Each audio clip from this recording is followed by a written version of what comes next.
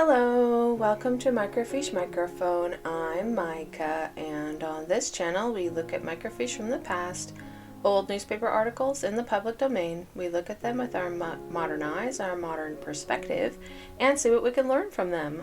On this microfiche time capsule, we are looking back at the Instructor from October and November 1944. And the series of articles is entitled Pioneers of Southern Utah by William R. Palmer. And the first one is called Erastus Snow Apostle 1, and the other is called Erastus Snow 2. So, since this was kind of a series of articles, I decided to go ahead and read both of them, plus they're not terribly long. So, Erastus Snow is who we're talking about today. Erastus Snow was an apostle in, I believe he was called around the same time as Charles C. Rich and Lorenzo Snow, and I want to say there was another person as well, and I can't remember at the moment who exactly was all called at once. But he was, I associate him a lot with southern Utah. So he basically helped settle St. George and northern Arizona, that kind of area. Southern Utah, northern Arizona. He was one of the people called to that area and basically built it up from nothing. There was really nothing set up there. There were no buildings. There was just nothing. And he just helped to establish it as a place, as a city, a couple cities, a settled area, I guess I should say. And if you don't know, southern Utah is very, very arid. Northern Utah I consider not quite fully arid. I would say semi-arid. It's very, it's dry, but it's not bone dry, there's no water kind of dry. Southern Utah kind of is. A lot of rock, a lot of desert, it is dry. So trying to establish people there in any kind of way was really difficult, water being the number one topic of the time, with a very close number two being the Native Americans who already lived there. So I think that was kind of some of the major issues that they had to face, was finding enough water not only to drink, but also for irrigation and for livestock, that kind of thing. And also to establish friendly relations with the peoples who were already in the general area, even if they hadn't been established at that point in a specific place. Because I believe the most Native American tribes of the time were quite nomadic. But I could be wrong, but I'm pretty sure that that's true. Anyway, so Erastus Snow was kind of the one person who built up most of it. Also, I looked up once before, was he related to Lorenzo Snow? He was very distantly. I believe they were third cousins. Yeah. So the fact that they had the same last name doesn't make them that close of relations. I used to think they were brothers. No, they definitely weren't. So they were third cousins. And Lorenzo Snow also lived significantly longer than Erastus Snow did. Because Lorenzo Snow died in 1901, and Erastus Snow, I believe, was 1860s. Yeah, so it was really a very, very big difference. All right, so let's take a look at the two articles, and I'm looking forward to this, and I hope that they will be relatively detailed, because this is specifically only about this person and a series of articles. I'm relatively hopeful that they will be nice to read. Yeah. So, Pioneers of Southern Utah by William R. Palmer, Erastus Snow Apostle 1. Erastus Snow was known and loved as the Apostle of the South because of his long residence in St. George. But his real work of pioneering in the region began after southern Utah was already pretty well established. His first introduction to the South came in November 1852, when he and Franklin D. Richards came as president and secretary, respectively, of the Deseret Iron Company, a corporation they had organized in Liverpool at the request of President Young and manufactured iron in Utah. Also, there's a picture. This is him at a relatively young age. I mean, I almost wouldn't even recognize him. He did have kind of like puppy dog eyes, kind of, I would say.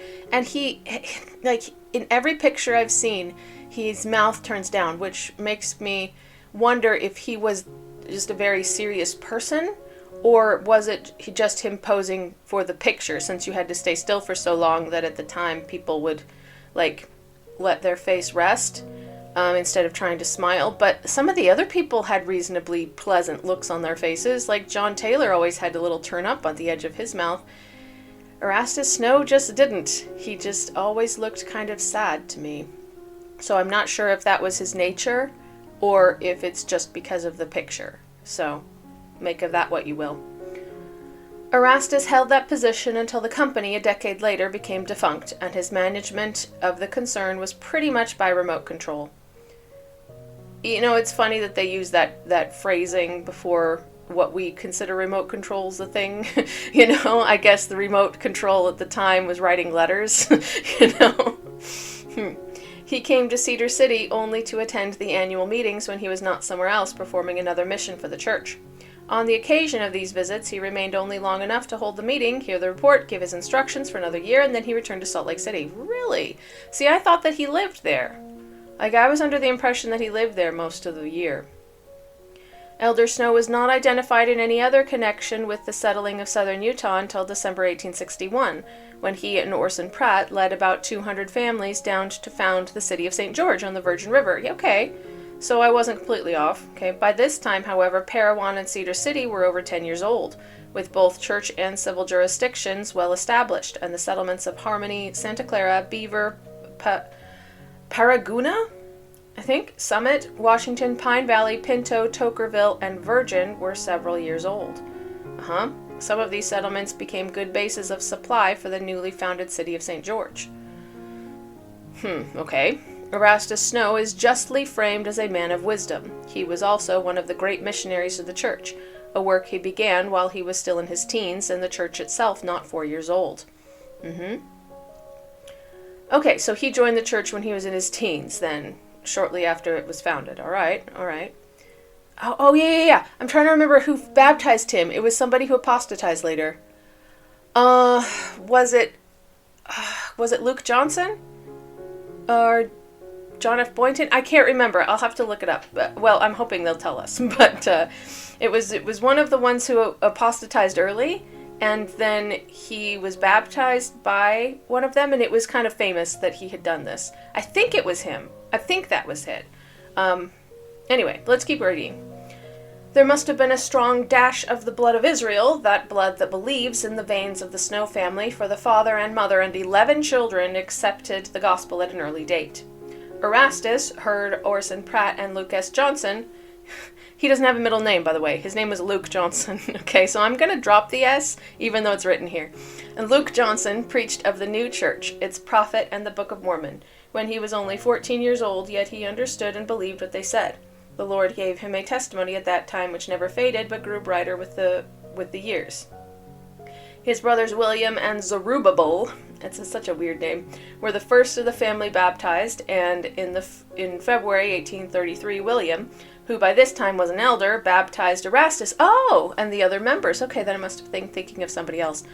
But that's interesting. He was baptized then by his brother, who had recently been baptized, who was baptized before him. That's really cool. In June 1834, the boy Erastus was ordained a teacher and in October a priest by his brother William. He was now 16 years old. He began at once to do active missionary work. Well, good for him. With his cousin James Snow, he visited all the surrounding settlements, preaching the gospel in public meetings and in private conversations. He was filled and thrilled with the new work, and young though he was, he became an efficient and zealous exponent of the doctrines of the Latter-day Saints. A year later, he was ordained an elder by Luke Johnson. Okay, that's what it was. It was Luke Johnson, and it was because he was ordained and not baptized. Okay. He then went to Kirtland, Ohio to see the Latter-day Prophet.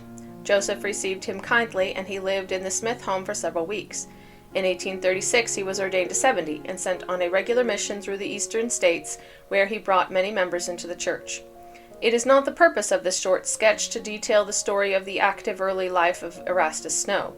His interest in the church remained unabated, and he went through the persecutions and mobbings and adversities, loyal always to the cause and to the church leaders.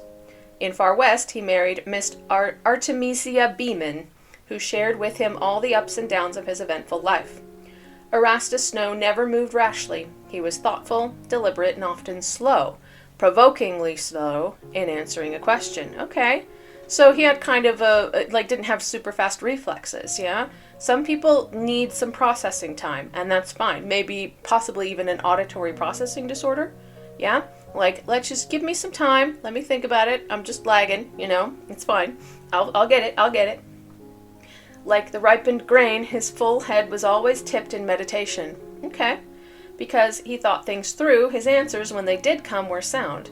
His advice was safe to follow. Good. Okay, so he was a thoughtful person, yeah?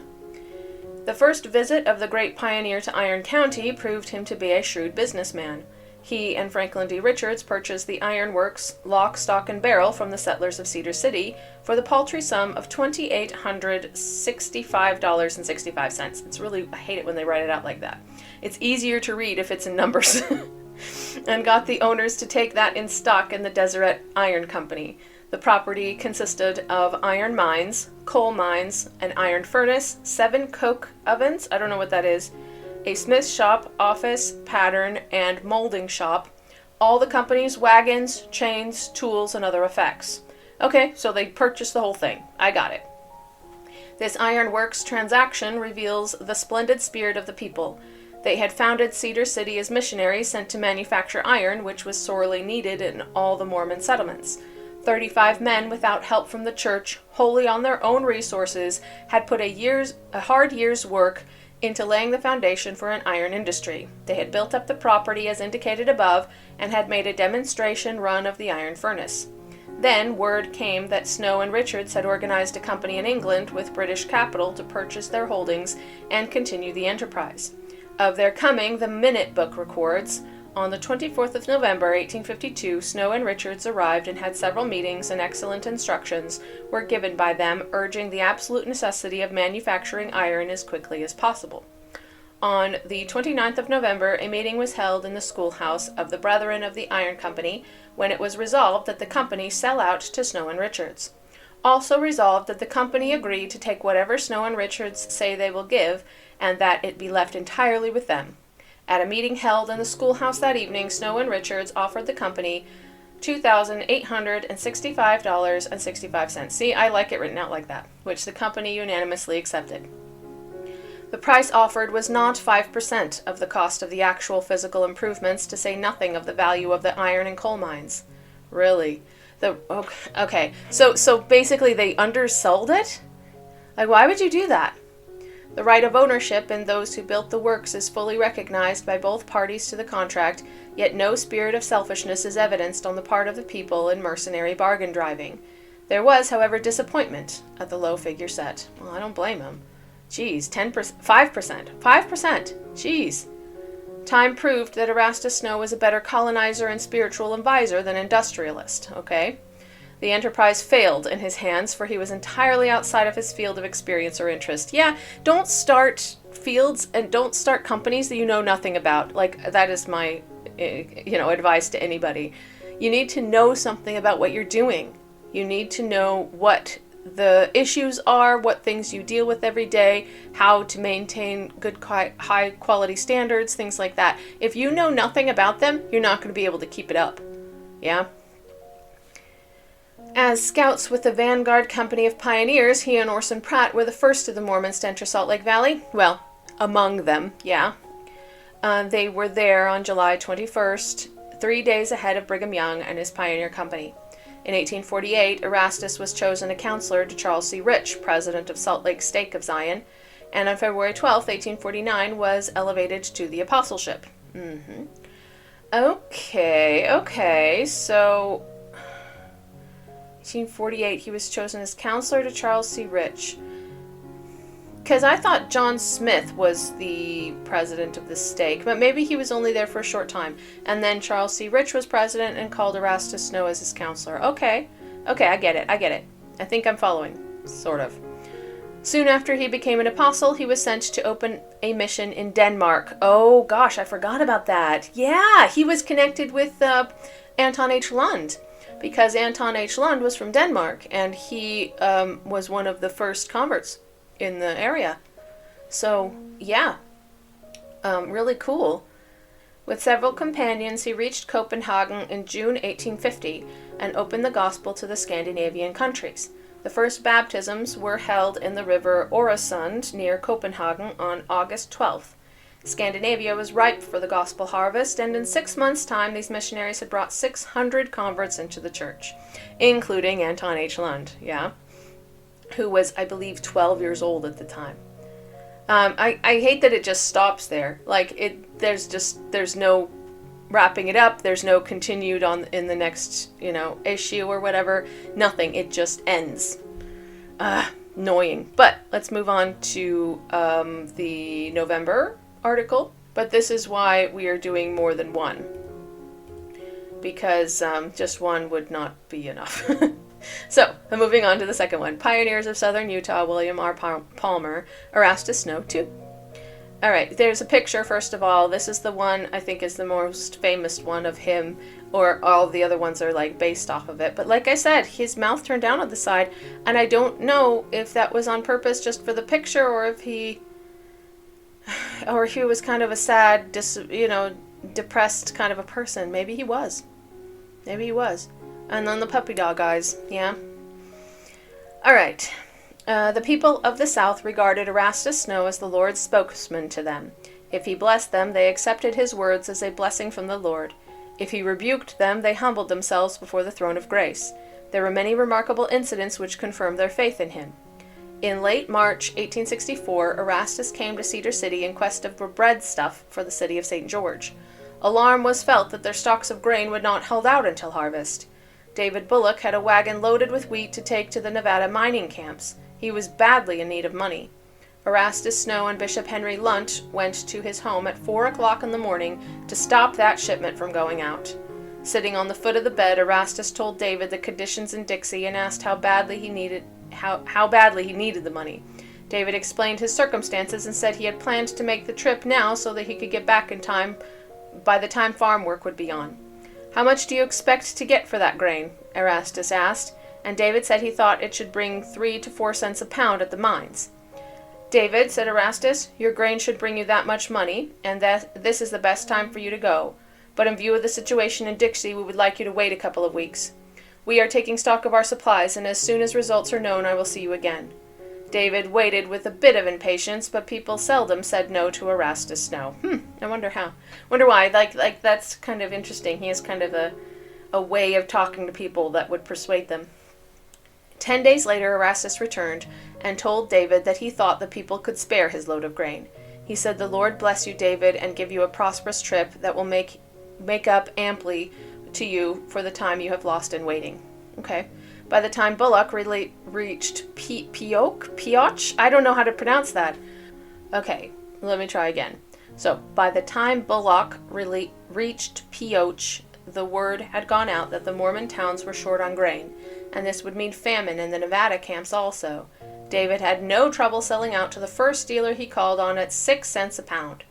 The blessing of Erastus, he felt, was fulfilled. Okay.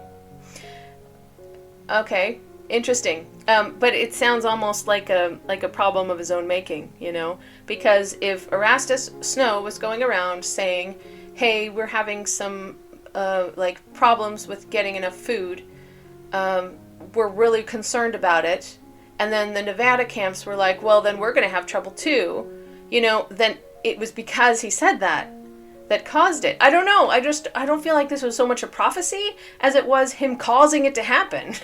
I don't know which came first, The stock taking revealed that the 413 persons in St. George had 10,651 pounds of flour on hand, or about 25.5 pounds per person to last the city until harvest in July. There was some grain in the tithing office in Parowan and Cedar City, which Erastus thought, added to the stores on hand in St. George, would see the people through. Okay, those Nevada mining camps were in the habit of biting often the hand that fed them. They depended almost wholly on the Mormon settlements for their supplies of flour, feed grains, meats, poultry, and dairy products. Peddlers from Utah hauled these commodities out and expected to make enough above home prices to pay for the trip. But when a peddler reached the camps, he was pretty much at the mercy of a group of unscrupulous dealers. He either sold to them at their prices or brought his load back home. There was nothing else he could do. For a time, the dealers worked together to beat prices down to about the home level. President Brigham Young spent the winter of 1873-74 in St. George, and Erastus Snow explained that these market hazards to him. The president developed that winter the United Order Plan and inaugurated it in the settlements as he returned to Salt Lake City in the spring. In each order, an agent was appointed to handle all business with the outside. On the advice of Erastus Snow, no peddlers were sent to the mining camps. If the outsiders wanted Mormon products, they must send an agent to the settlements to bargain and pay for it here. Then Mormon freighters, not peddlers, would deliver it. The camps, which were almost wholly dependent on the Mormon farmers, came to Utah and were glad to pay 4 to 6 cents a pound in advance for grain they had extorted from the peddlers at 2 or 3 cents. So I don't know. I don't really like this story. Like, they're trying to turn around away, so there are unscrupulous dealers in Nevada trying to extort the people who are bringing them food, yeah? And in response, they change their process of doing things to become unscrupulous themselves. Is that what I'm hearing? Because that's what it sounds like.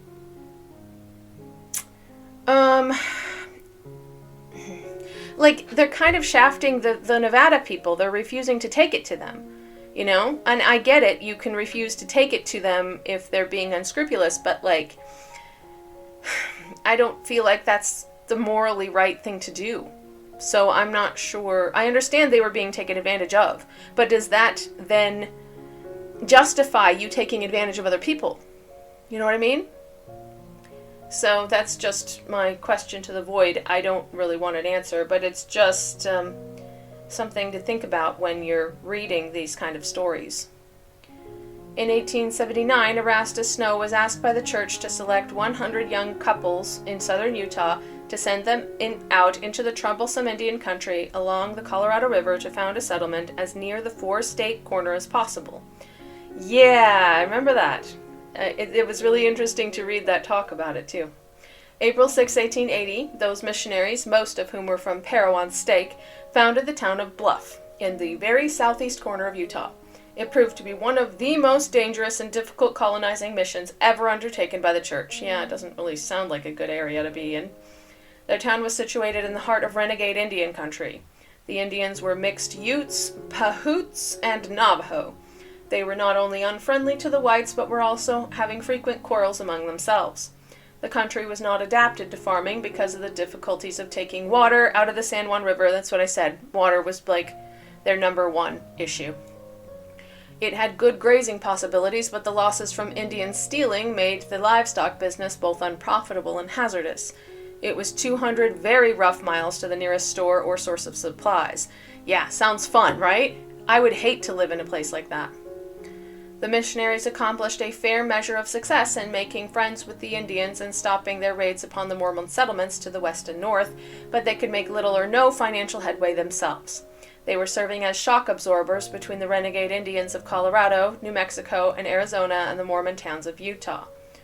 Okay, I'm still not sure where they're going with this, but, The colony struggled on in poverty and privation for 15 or 20 years. Then the apostles John W. Taylor and Francis M. Lyman, who attended a conference at Bluff, returned to Salt Lake City with a recommendation that the church release the San Juan missionaries with its blessing and allow them to seek new homes in more favorable locations. Yeah, good idea. Get them out of there. The recommendation was approved, and soon thereafter Joseph F. Smith of the First Presidency and Erastus Snow went to Bluff to grant the colony an honorable release from their mission. In a public meeting, this intent was carried out, and all who desired to leave were given the blessing of the church. But the two authorities, realizing what the mission had accomplished and that the Indian troubles might recur if it were abandoned, felt that the mission should still be maintained. Explaining all of this to the meeting, President Smith asked who would be willing to remain in spite of the hardships they must expect to endure. Nearly all hands were raised. Wow. Touched by their faithfulness, Erastus Snow then arose and uttered this remarkable prophecy. He blessed those who were willing to stay, and said, I promise in the name of the Lord that those who are willing to remain and face this difficult situation will be doubly blessed of the Lord. You shall be blessed both spiritually and temporally, and those who remain will yet be able to buy out all who have gone or will yet leave this mission. From that day on, the colony seems to have had the touch of Midas. Everything prospered in their hands. The Indians stopped their depredations, and every man in the settlement became well-to-do. Some grew wealthy. 10 years later, Bluff Ward paid the highest per capita tithing in the church. They sent out more missionaries, subscribed for the greatest number of church papers and magazines, had the highest average attendance in meetings, and their credit, both as a community and as individuals, was gilt-edged in the banks of Colorado and Utah. Once again, Erastus Snow had been the mouthpiece of the Lord. That's interesting. Wow. I wouldn't have expected that. I would have wanted to leave, like I said. Crazy. During the troublous 1870s and 80s, when the leading men of the church and all of its stakes and wards were being hounded and driven into seclusion because of their polygamous status, the church kept a steadfast eye upon the vast Colorado River basin. If they must flee again, here they might find a place of refuge. Oh, so they were leaving the Salt Lake Valley and they were going to the Colorado River basin. Interesting. I wonder how many went there. Erastus, the Apostle of the South, was on the ground. From his home in St. George, he sent exploring companies all through the region and even down into Old Mexico. Many small settlements were planted, large tracts of land on which the towns of Diaz, Juarez, and Pachicho were purchased from the government of Mexico, and the church acquired more reliable information about the possibilities of the wild and desolate Colorado River basin than the government had, or even perhaps had, to this day. That was in 1944. I don't know if that's true. I wasn't there, and I don't have any information about that, so. In 1853, Erastus Snow organized a Stake of Zion in St. Louis, Missouri, and published there a church magazine which he called the St. Louis Luminary. He also spent much time in organizing the Mormon emigrants for the long journey across the plains. Yeah, I thought he did that. I was surprised that they didn't mention that earlier. It's weird that they're putting that out in the very, very end of the article. He served Utah as a legislator almost continuously from its first provincial state of Deseret until the passing of the Edmunds-Tucker Law, which disfranchised all polygamists. In his later years, Erastus made his home in Salt Lake City, where he died May 27th, 1888. Interesting. They mentioned that he was a polygamist, but they didn't, expand on that. I would have expected them to be a little more explicit. Alright, let's look him up, see what we missed, because I feel like there's a lot missing here. Yeah. Wikipedia, Erastus Snow. Okay, Erastus Snow, November 9th, 1818. See, now we know his birth date. We didn't know that before. To May 27th, 1888. So he lived to age 70. Or just under 70, 69. Was a member of the Quorum of the 12 Apostles in the Church of Jesus Christ of Latter-day Saints, LDS Church, from 1849 until his death. Snow was a leading figure in the Mormon colonization of Arizona, Colorado, and New Mexico. Yeah, that's what he's best known for. Early life. Snow was born on November 9th, 1818, in St. Johnsbury, Vermont, to Levi Snow, years of birth and death, and Lucinda Streeter Snow. I don't really care about when they lived, as I'm not talking about them today, so. Snow was baptized a member of the LDS Church, at that time known as the Church of Christ, when he was 14 years old, on February 3rd, 1833, in Charleston, Vermont. Orson Pratt was one of the missionaries who taught him. Snow's older brothers, William Snow and Zerubbabel Snow, had previously joined the church on May 19, 1832. Snow moved to Kirtland, Ohio, where the church was headquartered in Kirtland. Snow was ordained a member of the 70 in 1836 and witnessed the dedication of the Kirtland Temple in 1837. Career. Snow spent much of his time on missions, primarily in Pennsylvania. He later served as a mission to Salem, Massachusetts, where he baptized several converts, including Nathaniel Ashby, a man with whom he shared a duplex when they both resided in Nauvoo, Illinois. Random, but I guess, so then he baptized somebody in Massachusetts that he later roomed with. Good for him, I guess? I don't know, that's a little bit of a random fact, but okay. In April 1839, at age 20, Snow successfully petitioned the jailers at Liberty Jail to move Joseph Smith, founder of the Latter-day Saint movement, and the prisoners accompanying him to a different location. Wasn't that when they got away? Like, I thought they were, like, let out. They were let go, basically. They're like, all right, well, I guess, we'll go for a break, and I hope you're still here when we come back. Ha, ha, ha. Yeah, wink, wink, nudge, nudge. And then he basically let them go. I thought that was when that happened. It's interesting that Erastus Snow is one of the ones who helped bring that about. He was subsequently appointed a member of the High Council of the Church. In 1845, Snow received his endowment in the Nauvoo Temple. Over the course of his life, Snow served a total of 16 missions to New England, St. Louis, Arizona, southern Utah, Denmark, Scandinavia, and Mexico. Writer George M. McCune had said of Snow, he prevailed in debates over the Book of Mormon and healed and converted many during his life. Okay. Snow was the first Mormon pioneer company to journey to the Salt Lake Valley. He was in the first Mormon pioneer company to journey to the Salt Lake Valley. He and Orson Pratt were the first two Mormons to enter the valley. Oh, I thought it was Parley. Huh. I thought it was the two of them in Parley, but maybe I was wrong. Completing the journey on July 21st, 1847. In October 1848, Snow began serving in the presidency of the Salt Lake Stake. So a year later, yeah.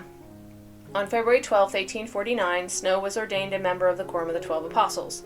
On the same day, Charles C. Rich, Lorenzo Snow, and Franklin D. Richards, that was the other person who was ordained at the same time, were ordained. Snow served in this capacity until his death in 1888. At the October 1849 General Conference, Snow was assigned to lead a mission to Scandinavia. He had as a companion a Danish convert, Peter O. Hansen, who had joined the church in Boston. They focused most of their efforts in Denmark, but another convert had joined them, John E. Forsgren, who preached in Sweden. While serving as a missionary in Denmark, Snow baptized the first Icelanders to join the church, ordained them to the priesthood, and sent them to Iceland to preach. Before the end of the mission, Snow began the publication of a church periodical in Danish. Yeah, crazy stuff. In 1853, Snow was elected to the House of Representatives in the Utah Territorial Legislature. Later in the 1850s, Snow served as the presiding church authority in the Midwestern United States, using St. Louis, Missouri as his headquarters. While in Missouri, Snow edited the periodical St. Louis Luminary. He returned to the Utah Territory in 1857 and engaged in farming. In 1860, Snow went with Orson Pratt on a mission to the eastern states. By the time they reached the eastern United States, Abraham Lincoln had been elected president. Oh, okay. I see the significance. With the impending war, they were able to convince many church members to move to Utah Territory. Much of this migration happened in 1861 after the American Civil War had begun. After returning to Utah in 1861, Snow made the apostle in charge of the southern Utah Mormon settlements. Oh, was made, okay. He lived in St. George. Personal life and death. Erastus Snow had 4 wives, 23 sons, and 13 daughters. So why don't you just say 36 children? I don't know why they had to say it like that. His son Edward H. Snow followed him into the legislature as part of the first Senate after Utah achieved statehood. One of Snow's daughters, Elizabeth, became the wife of Anthony W. Ivins and the mother of Antoine R. Ivins. So Anthony W. Ivins was in the Quorum of the 12 later, and the first presidency, and Antoine R. Ivins was in the presidency of the 70, I believe. I think that's right. Let me just triple check that, because it's embarrassing getting stuff wrong, but I think that he was in the presidency of the 70. Antoine R. Ivins. Yes, that's right. Okay. He was called on in 1931, and he served until his death in 1967. Okay. Thank goodness that was right. Snow died on May 27th, 1888 in Salt Lake City, Utah Territory at age 69. Snow Canyon State Park was named after him, as well as Snow College in Ephraim, Utah, and Snowflake, Arizona was named after him and somebody named Flake. Snow and Flake, Arizona. I see also Hurricane, Utah, and I have no idea why. Is there like some connection here? Okay, it's not obvious to me immediately, so if you know the connection, please put it in the comments, because I have no idea why. Okay, here's in the references, there's a couple of little spots, little notes, one of them saying Erastus Snow and Lorenzo Snow were only distantly related and did not know one another until they both became Latter-day Saints. So it was just a name, like, relative, but they were third cousins. Like, they really weren't that closely related. Like, how many of your third cousins do you know? Like, unless your extended family is extremely close, you're not going to know your third cousins. So, in case you don't know how that works, so if you have two siblings, yeah, who have children, then they are first cousins. If those children have children, then they are second cousins to each other. And if those children have children, then they are third cousins. So you do share a common ancestor, but it goes back like 4 generations. Yeah, like they were probably both on their father's side. But, it's probably the same person for both of them. But still, like, that's quite a distant relationship. You're not genetically all that closely related at that point. It's almost the same as not being related. All right. Anyway, so I just thought I'd point that out. External links. All right. There's not any like major references. I like it when they have like good references that I can put up on the screen. There aren't any really good ones. There should be a book written about him, but I guess that there wasn't. But so, if this inspires you, maybe you should write a book on him. Anyway, I'm just saying. It's not going to be me. But, so what do I think of Erastus Snow? I feel like he was a slow thinker, but he sometimes came out with these gems, yeah? Where he was just, wow, that's really, really profound. That's really deep. That's really well thought out. Yeah? Like, he wasn't stupid by any means, but he just wasn't necessarily worldly. And that's why he wasn't a very good business person. I'm not sure why the other article went on such a rant and, like, a tangent on him, like, changing the rules for, like, how Southern Utah traded with Nevada settlements. I don't know. That seemed like a really weird tangent, and it didn't really have that much to do with Erastus Snow. Just saying. I think it's an interest of the author, and I don't think it had anything to do with the actual, like, significant things that Erastus Snow did. Anyway, but I think that he was kind of a person who really thought about things and really wanted to, like, contemplate them before moving forward, and I think, like, a careful person. I would call him a careful person. Deliberate, even. So I like that. It's not a bad quality to have, and I feel like it's much better than just, like, jumping into things with both feet, the way some people do. And I think that is a really good contrast to Brigham Young, who jumped in on both feet. He was more of a jumper, whereas Erastus Snow was one of the people in the Council of the 12 who kind of, braked him a little bit and was like, okay, slow down, let's think about this, yeah? And he really thought things through before speaking, before acting. So I think that, those kind of people are important to this world, and I'm really glad that he was able to be part of the early church and to help with that very fast-moving kind of a pace that was at the time, where he was able to say stop, let's think about this. Yeah. Anyway, that's just my 2 cents. I think that he seems to be a very faithful person, a very willing to work kind of a person, and I admire that about him a lot. And it seems to have also had a passion for the area that he was serving, especially the southern Utah, northern Arizona kind of area, as well as Denmark, and it sounds like parts of Massachusetts and stuff. So yeah, he had a very strong tie to the places that he lived and worked and served. So good for him. Anyway, I hope you enjoyed the video today. If you did, please give the video a like and subscribe to the channel, and I hope to see you in the next video.